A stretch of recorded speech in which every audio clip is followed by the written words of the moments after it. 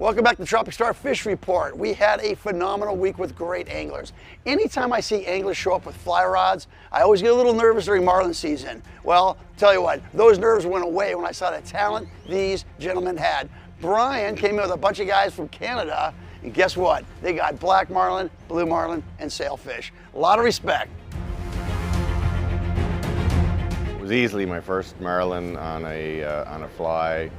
I would have been quite happy with a small and modest sized one, but that's not the way it played out. So I ended up tackling a monster, but after a little bit of equipment issues, it all still worked out and had a beautiful release on a black marlin on a fly. Yeah, so he came into the teaser and pretty classic bait and switch. So I put in, the fish came on the fly, but then it turned off, it sunk out. So picked up again, threw a little longer, and I guess the fish maybe heard the fly land behind it somewhere or whatever.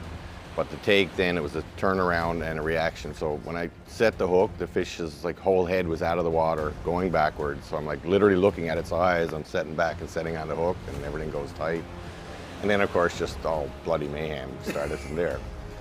Took about 35 minutes or so, and the last 5 of that would have been with a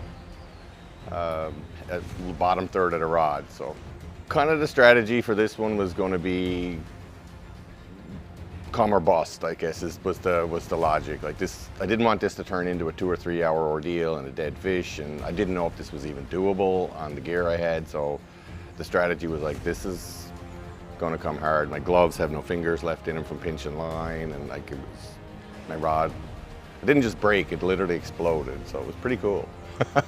This place is just bonkers for this. Like if anyone wants to get billfish on a fly, I don't think there's a better place in the world they could do it. The only problem is that they can be 400 pounds. Just want to say goodbye to Brian, Jens, Robert, all the boys from Canada. You guys were a blast to hang out with, and it was really, really fun to hear your stories when you got back in the Marlin bar.